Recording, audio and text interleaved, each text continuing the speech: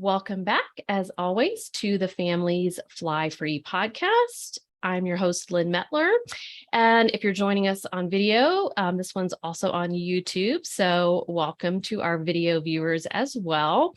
So this week, we are talking about a topic that I know many of you are very interested in, which is cruising. And I am far from an expert on cruising. And so I've brought in a cruising expert. So we can ask lots of those questions that I know you guys have about cruising. So we can show you how to fly free to your cruise, but we need a real expert to help us with what to do and how to save on cruises. So today I've got with me Gary Bembridge. He is based in London and runs the popular YouTube channel Tips for Travelers, where he gives firsthand advice for making cruising easier to plan and making sure you have a good experience as much as possible. And he has been on my reading, you'll have to correct me, Gary, if I'm wrong, 95 cruises to date and about 10 every year. That's right. Yes. Yeah. Okay. Yeah. That's pretty amazing. And then my favorite part is Gary has traveled every month of every year for 30 years. I'm so jealous. Yeah. I can't do that with kids in school. No, I think with kids it's impossible. Yeah. Yes. So and he is the most subscribed to cruising vlog on YouTube. So you're definitely going to want to check him out. Tips for Travelers. He has millions of views on his videos. So all right. So welcome, Gary. I thought we'd start by just having you tell us anything I didn't cover there, about yourself and how you got into cruising to start with. Sure. Yeah. Well, thanks for having me on. So, Lynn, I got into cruising kind of by accident because, like most people, I always thought cruising wasn't for me, and lots of people think, it's not for me. And so I got into it by accident. I was actually asked to go and do a talk once on a cruise ship. It's like a marketing conference because that was my background. And I thought, oh, I'll go because it'll be a chance to check it out. And the minute I got on board and realized just how wonderful ships were and everything they had, and we sort of sailed out and went out to sea, I kind of got the bug, and then it just kind of grew from there. So that's how I got into it, sort of by accident. And I came back and said to my partner, right, we're going on a cruise. And they were like, I'm not sure. And then now we just once you get on the right ship and go, it's amazing. And they just kind of built from there. And so I used to work full time in marketing, as I said, for Johnson & Johnson, actually working on baby products. And I had like an international job, and I'm a bit geeky. So I started doing a podcast, and when YouTube started, I started posting on YouTube. And then, sort of erratically posting more cruising content, and it just sort of grew and grew and grew from there. And then I sort of retired from full-time work in 2012 now, ages ago, focused on the channel, obviously was able to travel much more, cruising, and it just kind of took it from there. And so that's why I got now to as many cruises as I do, and the channel just really took off from that. Yeah, awesome. So tell us about the different types of cruises that you take, and if you have a favorite kind of cruise that you like to go on. Yeah, I mean, Linda, it's interesting because when most people think of cruising, particularly people in the US, they tend to think of the Caribbean and massive big ships. Those big. Huge big blocks of kind of apartments that go out selling, and that is one aspect of cruising, but it's quite a small part.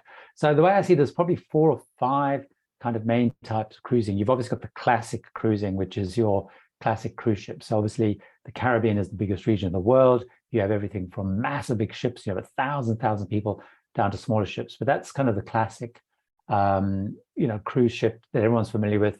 Caribbean, the Mediterranean, and Alaska are the 3 biggest kind of regions there. Mm-hmm. The other thing which I really, really like, and they're great fun because, they're vacations, sun, sand, all that kind of stuff, or seeing, Europe, whatever.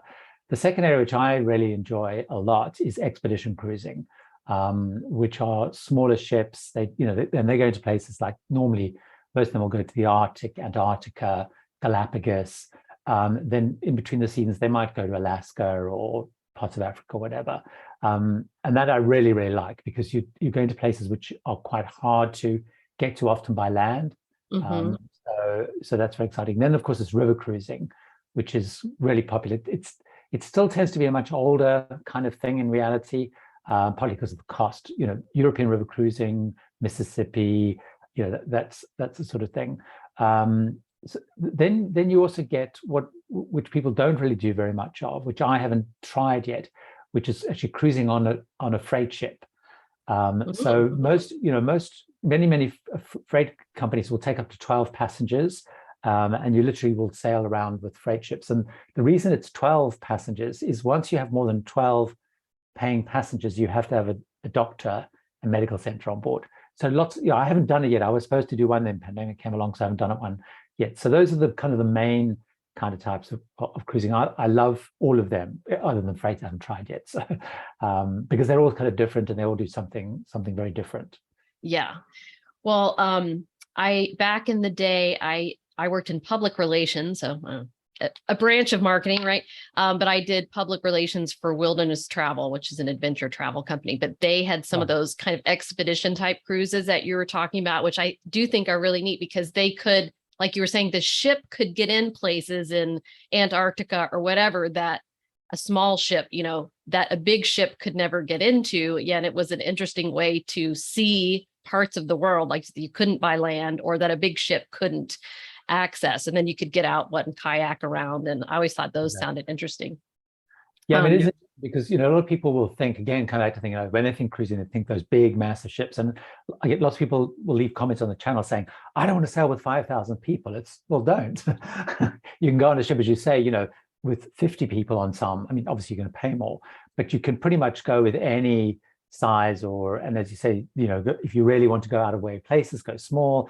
If you want to go to the big popular places, go big. So I think that's also, people just forget that is cruising as well. Yeah, I think I'm definitely interested in river cruising at some point. That looks very appealing to me. And what about like transatlantic cruises? So I know I've heard people talk about that, like when you're taking the cruise ship where it's going back to port or something like that, right? And are those less expensive?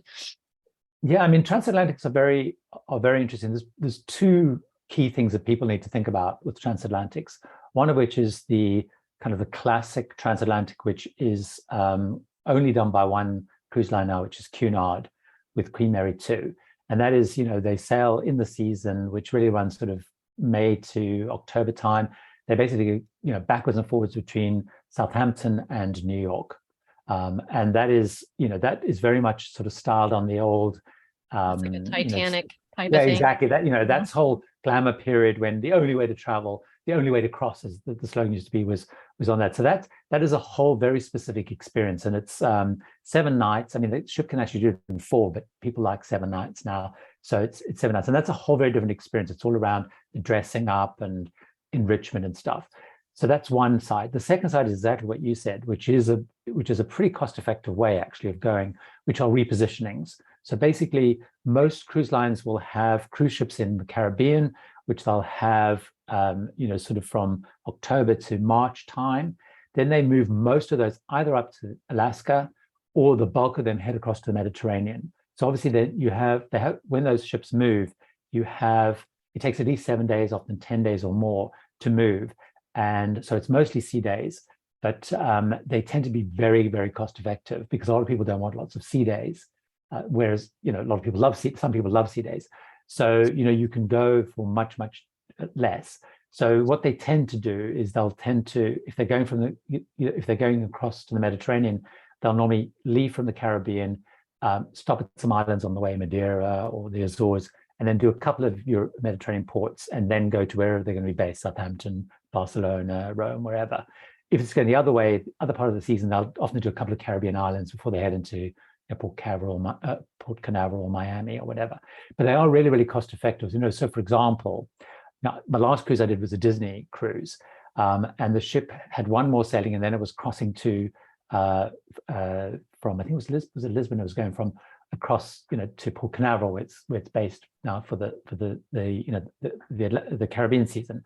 But Disney is really expensive normally. It's 40% more than a Royal Caribbean.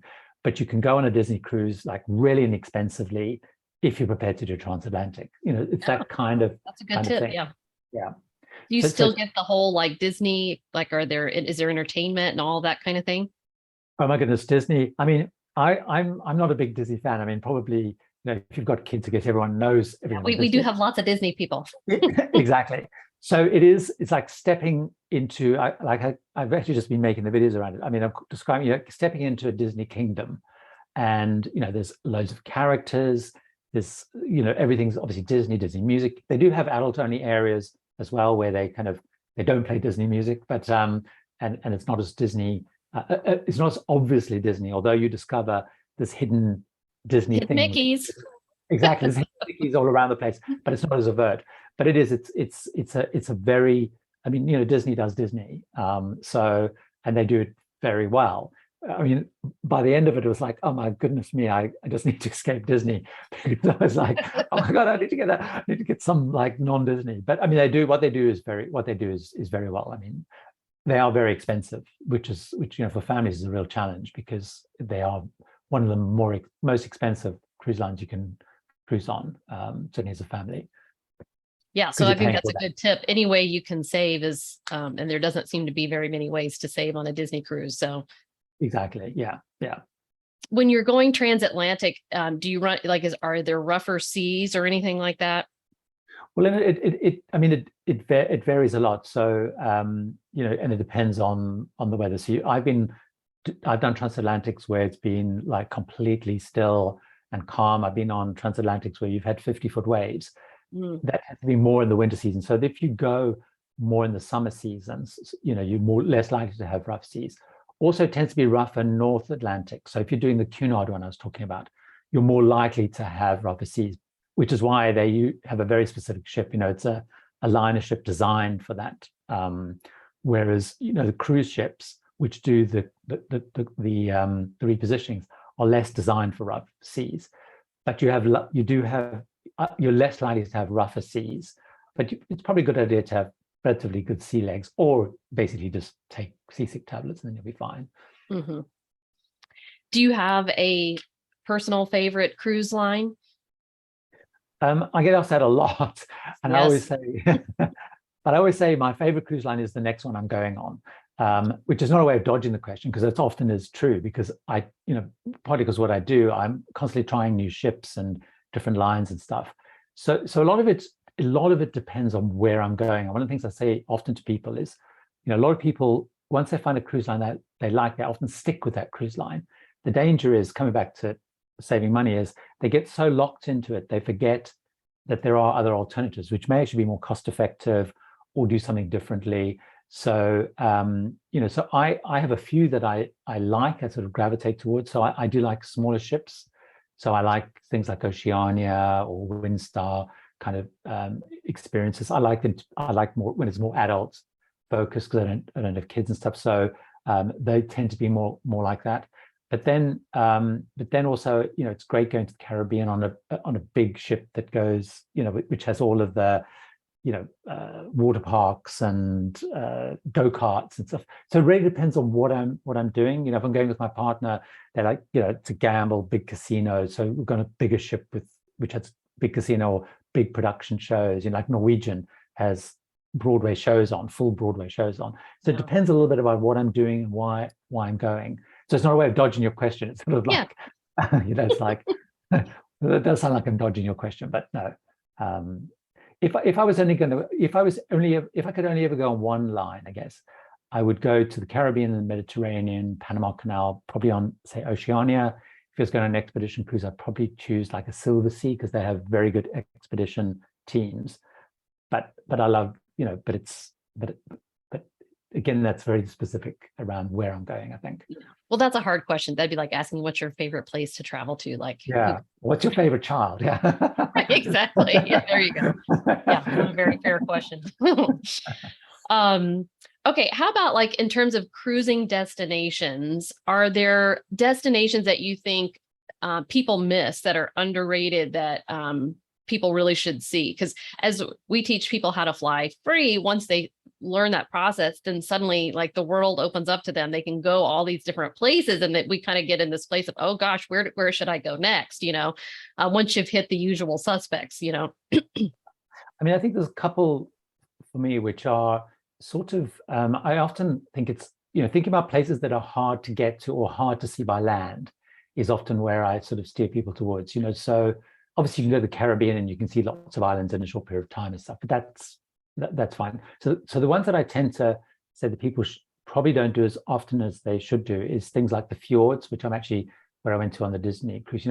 The fjords, it's quite hard to see by land because just the nature of the terrain, and it's quite hard to get around. Whereas on a ship, you can get to see loads of places, but also because you're often sailing through fjords, day and night you have scenery. So, particularly if you're going in summer, you have midnight sun, it basically doesn't get dark, and you can be out and you're looking at incredible scenery like all around you, which obviously if you're flying between the different places or whatever you see. So for me, the Norwegian fjords is a place that I think is undervisited, often because particularly, people come from the US, it's quite a long way to come. But the fjords is one. Iceland is another one, which I encourage you. If you go to Iceland on a land-based, it's very, very expensive. Hotels, food, it's crazy expensive. And also the way that, because the nature of Iceland, the middle of it is basically just a desert in reality. It's because of all the lava and stuff. So all of the interesting places are actually all around on the coast. So actually going on a ship is fantastic, first of all, because the costs are less crazy, but actually all the places you want to go to are all around the outside of the island. So can you circumnavigate it? Exactly. And most cruise lines will do a circumnavigation, either because they'll sail out of Reykjavik or they'll sail out of places, like I'm doing one next year, sailing out of Edinburgh, and it's going up and back. And I've done one before out of London, in fact, at Tilbury out of London. So you can do the similar ones out of places like Copenhagen and stuff. So you can also, do that. So also you don't have the whole cost of flying into Iceland. You can fly into somewhere that you can get a better, you're more likely to get either, using your system, low or no cost, or you can get there for not crazy money. The other thing that one of the destinations that people, which is a strange one in a way, is the Panama Canal. Panama Canal is one of the most incredible experiences. And you can only really properly experience it on a ship. I mean, you can obviously go and look at it, but going through the Panama Canal is just amazing. So what's so amazing about it? Like, can you tell us more about that? Yeah. It's just because because when you go, obviously they talk a lot about how it was built, why it was built, the politics, but also the whole scale of it. The fact that 20-something thousand people died building it. So. And when you go through the old canal, it opened in 1913, just as the First World War was starting, and it's still being used today, the same kind of mechanisms. It's just, as you're going through, you're going up, I can't remember, you're going up and up and up in this massive big ship, through the locks, right up to the top of the continent, across and back down again. So it's just the experience and seeing it, and just, you really feel like you're part of something historic and amazing. So it's that sense of, plus it's kind of mind-boggling what you see, because there's a couple of feet either side of the ship that's going through. So it's just that kind of experience. And then it's a good one because you then often, depending which way you're going, you might then do some of bits of the Caribbean, but you go to places like Costa Rica, or on the other side you're going to Guatemala. So you're seeing some quite unusual places as well either side. So that those are probably the ones that first come to mind. It's those sort of places. Have you been to Cuba? I've heard that that's like it's really unexpectedly beautiful to circumnavigate. Yeah.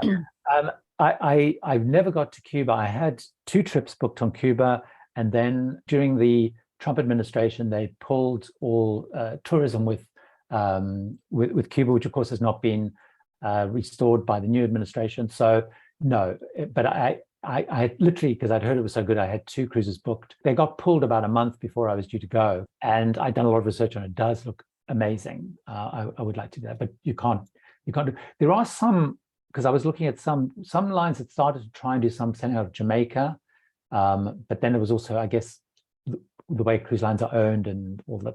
I'm not sure of the restrictions, but depending on ownership, they couldn't go and stuff. So people have kind of pulled away from all that. the fun politics of it. But... Or the complicated politics and stuff. Yes. Yeah. Okay, so you see people all the time on your YouTube channel commenting, to making mistakes about cruising. So if there was one thing that you wish everyone knew about cruising, what would it be? That's a hard question. It's it's a question because I get asked a lot, and the one thing I would say to people is it's sort of 2 things I'm going to answer, but they're sort of linked. The first thing is, people often mistake cruising for cruising. Cruising is very, very different. So the most critical thing that you need to do is make sure that you get on the right cruise line and the right size ship for you. And that's really, really important. In my experience, the only people who've never liked cruising are people who went on the wrong cruise line. And so that is absolutely key. And it is quite complicated.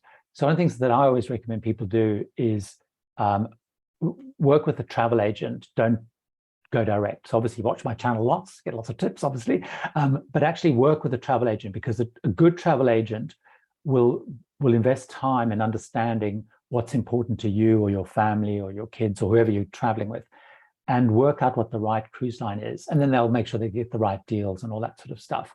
But that is the most critical thing. And they'll work you through then all the complications about different fares and guaranteed fares versus this fare and all that sort of stuff. But that is the number one thing. Can I give you a second one? Because there is Sure. another second. The second one is also, because I think it sort of probably will be of interest to the people who follow you, because they're obviously interested in how to get deals and that sort of Yep. stuff. The mistake that many people make with a cruise is once they've booked it, they then start focusing on the planning. One thing you absolutely must do when you book a cruise is track the fares, because the fares, often they can go up, but particularly at the moment and over the last couple of years, and even still heading out of the whole pandemic and as it goes, fares generally speaking are going down. So if you book a fare at 100, and if the fare goes down to 80, you should approach the cruise line and ask either for an upgrade or for a refund in the difference. And most people, they book, they forget, and they don't realize there's all this potential saved money. I'll give you an extreme example. In June, I went on a cruise on Azamara, and by tracking fares, I got back $1,800. Wow. Simply by tracking fares. And what had happened is I booked, and I was going solo on that, and what they did is it wasn't selling very full, because a lot of Americans were traveling to Europe. So and most of the passengers were from the US. So they were reducing fares to attract people. So that was number one. Then number two, they removed the solo supplement. Now, if I hadn't been tracking fares, I would have known that. But I saw that, spotted that, got my agent to go back to them and say, we see the fares gone from 100 to whatever it was, 50, and they refunded the money because I hadn't paid final balance. So there's a couple of sites that you can do that on. There's a site called Cruise Watch, where you put in your sailing, and it sends you email alerts, and then you go. Now, some cruise lines are better than others. So if you haven't paid final balance, a number of cruise lines will reduce the fare.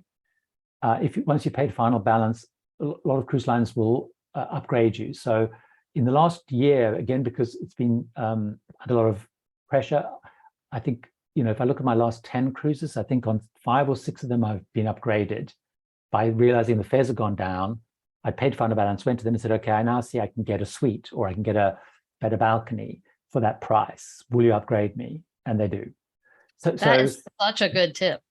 Yeah, I have emails every day from people saying, oh my God, thank you, I've saved this, or I've been upgraded like to a suite, or I've got a better cabin. Maybe as time passes and ships get fuller and fuller and fares aren't as volatile, that may be squeezed. But even years ago, I was doing that and getting from it. So it's really, really important tip. Well, and that's really the same game we play with Flying Free, particularly with Southwest Airlines. Same thing with them. If the price goes down, you get your points or your money back. Right. But you just got to check it. Exactly. Right? And you can save a lot. Exactly. There's only one cruise line that I'm aware of. There might be another one. Saga in the UK.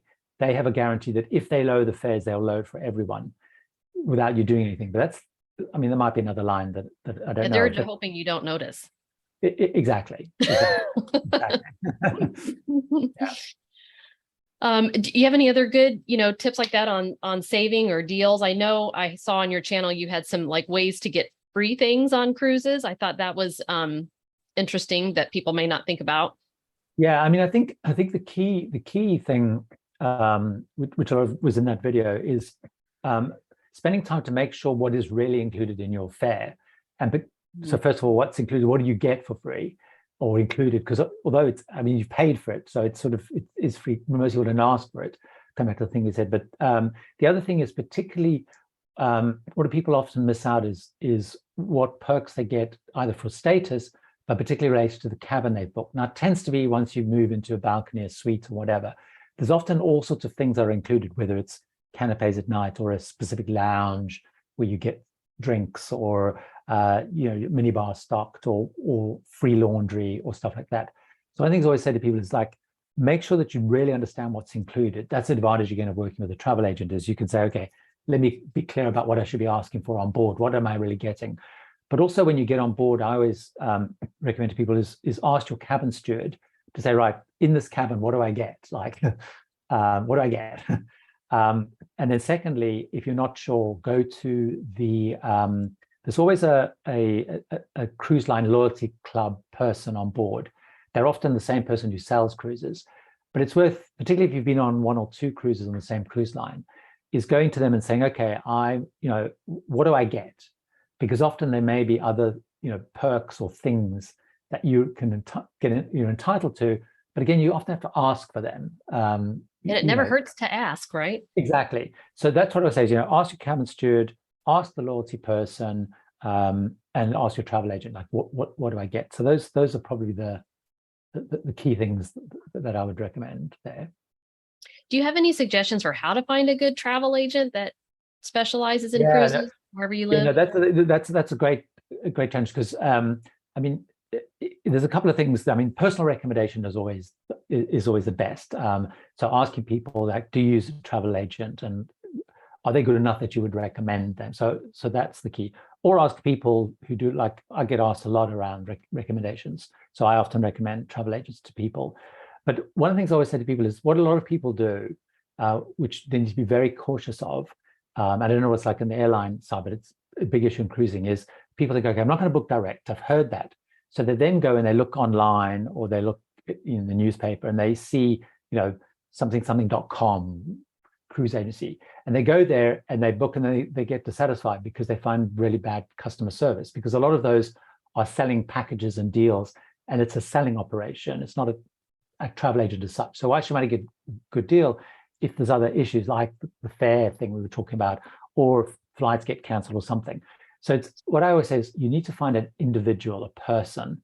So like I work with a person, I've worked with for years, Sarah Bolton. She's part of a group called Travel Counselors, which I think it's a UK group. So, but she works for herself. So she lives or dies. That's a bit dramatic. There's a vested interest in your success, exactly. Right? So she needs to make sure that I'm happy, so that I'll book the next thing, because she doesn't earn a salary; she earns commission. So she needs to keep people happy. She needs to make sure they're doing the right thing. And travel counselors is the advantage, because that's all the back end and the financial security and all that sort of stuff. So I always say, find individuals. The other thing that people should do or could do is CLIA, which is the International Cruise Line Association. So CLIA, and I think the website's clear.org or something like that. But they have a listing of agents who've gone through training programs. So you can go through a training program on CLIA, and you do kind of which the cruise lines run. So you understand the cruise lines, you understand the ships, you understand cruising and stuff, and they have different levels. And they tend to list travel agents there who are kind of, I can't remember, they're not certified, but they're called something. I can't remember what they're called. They've been vetted in some way. Exactly. They've been vetted in some way. They've been through training. They've passed sort of exams or whatever. It's not exams, but sort of little quizzes and stuff. So that's a good way, because you'll then know that those people really understand cruising. What about choosing your cabin? I'm guessing that's a popular question. Yeah, it is. It's interesting, because it is very different to booking a hotel. If you book a hotel, you just book a room, and when you go to check in, they give you a room. So on cruising, you can do it 2 ways. One, you can do it that way, which is you leave it all up to the cruise line, and that's what they call a guaranteed fare, and it tends to be a little bit cheaper. But what you do is you say, okay, I want to go an inside cabin, so you have no windows, or I want to go ocean view, so I have a window but not a balcony. A balcony obviously has a balcony, or a suite was obviously bigger and grander and stuff. And then you can just book a fare where you say, I want to go on one of those, and you leave it up to the cruise line to allocate. Now, I personally never do that, because the thing with on a cruise ship is there are some good cabins and there are some bad cabins. There are cabins above the theater, above the nightclub, below the nightclub, below the kitchens or whatever. or right, in the front of the ship where the anchor is. So so you can be disturbed when you're in the ship if the ship's tendering or whatever. So what I always tend to do is I book the fare where I can choose my own cabin. Now it's not always more expensive, but sometimes it's more expensive. On some lines like Holland American stuff, Celebrity, it's the same price. But then what I do is a very simple thing: is I look at the deck plan, which you can find online very easily, or get your travel agent to do even better. And I book a cabin which is surrounded on all sides by cabins, obviously not the sea side, but on my left, on the right, above and below, and ideally opposite, because that gives you the greatest chance of having a good location, not being disturbed by anything, theater, whatever, comings, goings, nightclubs, whatever. So it's that sort of sense of being surrounded. And that's the first thing. Second thing, make sure that it's not an interconnected door, because if you get rowdy people next door, will be annoying. So I always look, so I look for that surrounded. Secondly, no interconnecting door. Now, on some cruise lines like Disney, almost all the cabins feel like they're interconnected because there's lots of people traveling together. On other lines there's less so, but that's really my tip. The third thing, down the thing is, if you, one of the things I always recommend, particularly to people going on their first cruise, is book a cabin midship, i.e. in the middle of the ship, for two key reasons. One of which, it has the least amount of movement. So coming back to your question earlier, if you do have rough seas, in the middle pretty much doesn't move because the ship pivots. So in the middle, you're going to have the least amount of movement. And then you also, particularly if you're on a big ship, you're midpoint for everything. So the theater is like at the front of the ship. Generally speaking, the restaurants are at the back of the ship, so you're in the middle. The pool deck and the buffets normally at the top of the ship, and then things like the bars and the shops are lower down. So you literally have the least amount of distance to walk. So midships is a good one. And I think particularly for first timers, because they're often nervous about being seasick once they've been on it, but less so, midships is a great spot. So there's quite a lot. I'm a bit obsessed with cabins, but yeah. Well, and I've been on one cruise, Oh, okay. Princess, but we were at the front and it was very noisy. So that's typical? Yeah, so noisy in terms of like the ship sounds right, starting up and all of that, Yeah. So see, on the front, particularly, you might have the sound of the water. You might have it was not the water, but you might have, that's where the anchor is. That's where some of the theater might be there. So so it's sort of midships tends to be better. Yeah.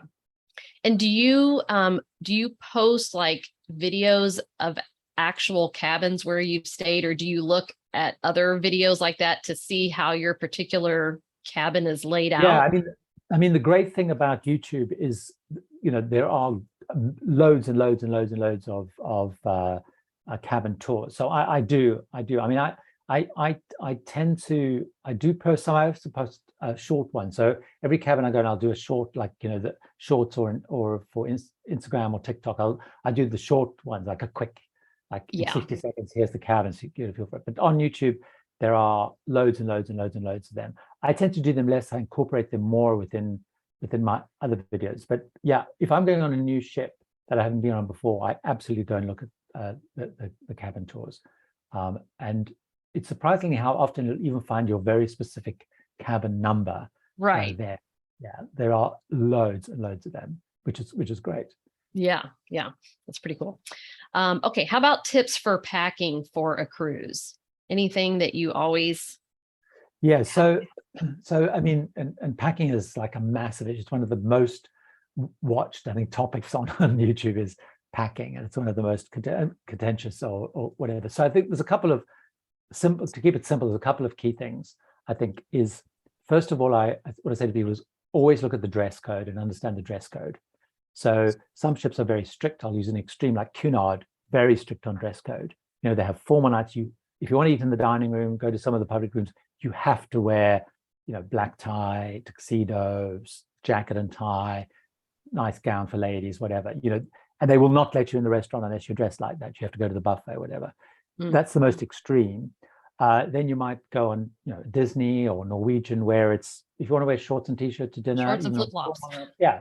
Even on, you can't wear your swimming costume and a wrap, but you can wear you can wear shorts and t-shirt even on formal night. So understand the dress code, really, really important, because that will determine what you need to take. Also within the dress code is look at the parties.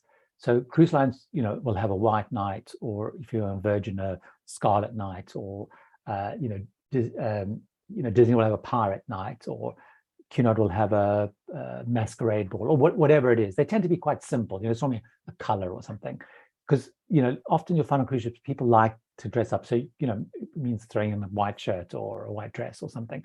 So look at that side of the dress code. Secondly, of course, really importantly, is look at what excursions you're going to be doing. Because a lot of people, they sort of go off and they'll book, realize they've booked to go on a glacier in Alaska, and they pitch up to Alaska without a big puffy coat and a hat kind of thing. So it's looking at those, or you need, flip-flops and swimming trunks or whatever it is. So it's looking at what excursions you're kind of going to do.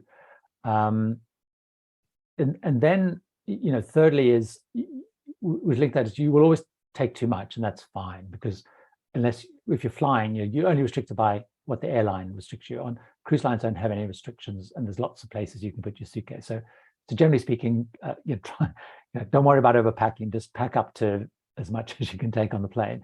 But the other thing is worth looking at, although most people don't fall foul of it, is cruise lines do have quite a long list of things you can't take. But they tend to be obvious things, like things that look like weapons, drones, flammable things. But it's worth having a little look at those, particularly if you're a first timer, because some people might think, like a classic one that people do is they take extension cords, which have surge protectors. They're not allowed, they'll be confiscated. Oh. But within that, there are things you can take. So many cruise lines will allow you to take, say, a certain amount of bottles of wine with you, or water. Well, that's something, people probably wouldn't realize. Exactly. And it's worth checking, because every line is slightly different. So Norwegian lets you pretty much bring as much as you want. Other lines will only let you bring one bottle per person. But it's worth, doing that or looking at that, because, particularly if there's a particular wine you like or something. Now, you have to drink it in your cabin or in your balcony. They'll charge you corkage, but, it's still going to be a saving. So, if you or your kid or whatever likes a particular type of soda, check if you're allowed to take that with you. Some do, some don't. So that differs. So it's checking those little things.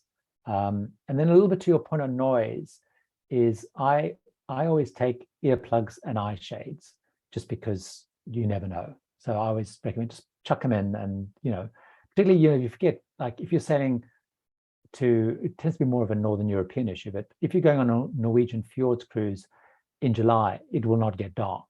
So that can be a problem. Exactly. So you might be pleased with eye shade. So those are the keys. The other thing, the last thing I would say is I always take a little like first aid kit kind of stuff, which is where I just put seasick medications, which even if you don't use it, it's kind of insurance policy, headache pills, all those sort of things. And one of the things that I always take, although it's less easy to find in some countries, is a little tooth repair kit. Because one thing that ships have medical centers, which you pay for, and it's quite expensive, but they don't have a dentist. So if you have a crown come out, or tooth crack or something, having something you can temporarily kind of just patch it up with until the next port or you get home is quite a good idea. So I always have one of those. Yeah. And I've used it, and I've lent it to, let other passengers borrow it and stuff. It's sort of, but they don't have dentists. So, and you just sell them on board. I know, it's tempting. I mean, it's sort of like, if you told me, it happened to me once just before I got on a cruise in the Caribbean, and my tooth had cracked. But our first port of call was Key West. Well, it's fine. It was easy to find an emergency dentist, pop off and see one. But if you're traveling somewhere more exotic, or you're just nervous about going to see a dentist in another country or language or stuff, just being able to tide yourself over is a good thing to have. Cami on my team, she likes to cruise, and she always talks about bringing binoculars, because you're out in the middle of the ocean and can enjoy the dark skies and all of that. I thought that was a good one. Yeah. All right. My last question for you is, what question should I ask you that I didn't? I have to credit my friend Ken Countess, who's email marketing. He has his own podcast with this great question. I stole it from him. The one question you should ask me is, when is the best time to book? That's a question, I think, one of the most asked questions I get. So that's one which I'll quickly answer, I guess, if you want me Yeah. to answer. So in reality, there is no best time to book. However, there are two critical things that people should think about. First of all, if there is a trip that you really want to do, and it's like, bucket list or dream cruise, what I always recommend to people is book it when it goes on sale. And that might be 2 years before. They tend to release about 2 years before. The advantage of that is you will get, generally when they come on sale, is there'll be kind of offers. So there'll be extra onboard credit, or there'll be an upgrade. You pay for an ocean view, you get a balcony. So you'll get lots of deals because obviously they want people to commit. But you can make sure you can get on that exact cruise at the right time you want, on the right ship with the right cabin. You have the biggest choice of cabins. So that if you're doing a bucket list cruise, book way in advance. And then, as you said, track fares. So fares shift, you're not caught out. If you're looking for deals and you don't mind, you want to go to the Caribbean, but you don't really mind which cruise line it's on necessarily or what cabin you're in, the next critical date is most cruise lines, you have to pay final balance 90 days before the cruise. Some cruise lines it's 60 days. But after 90 days or 60 days, the cruise lines look at the sailings and go, right, we're half full. So we now need to discount. We need to get people on. So they will start to do more offers and deals and promotions and stuff. So that's also a critical time if you're tracking fares to look at what's going on. But if you are much more flexible, that's the time to be looking, is around that time. So those are the two best times. People then ask me, like, should I wait till a week before? It's much less so. Because by then the cruise lines decide, okay, we're selling 80% full, so, or whatever they're selling, and they kind of they're closing down. They've allocated the cabins and all that sort of stuff. So those are the two, for me, are the two critical times. And I'm sure if you can be, I would think, flexible on dates, you can probably get better deals, right? Yeah, I mean, flexibility, I always say to people, it's almost like I don't know what the graph is, but the more flexible you are, the more you'll be able to, because you'll say, like, I don't mind, I'm going to go on, Royal Caribbean, Wonder of the Seas with 6,000 people, I don't mind. But actually, or you can get a better deal on a Princess with 3,000 people, or a Oceania with 1,200. So if you're very flexible, obviously you'll be able to, duck and dive much more. Yeah. Okay. All right. Great tips. Gary, will you tell us how people can learn more from you, where they can find you? Yeah, I mean, like you said at the beginning, I mean, the best place is on YouTube. So it's Tips for Travelers. It's spelled UK spelling, 2 L's. 2 L's. 2 L's, yeah. But then I'm also, I'm on Facebook, Tips for Travelers, on Twitter, Gary Bembridge stuff. But the best, if you go to YouTube, that's where I am. And then there's links there for, if you want to follow me on other social media stuff, they'll find me there. But yeah, YouTube is definitely the place to go. Okay, awesome. Well, thank you so much for all of these great tips. And everyone, we will see you on next week's episode. Have a great week.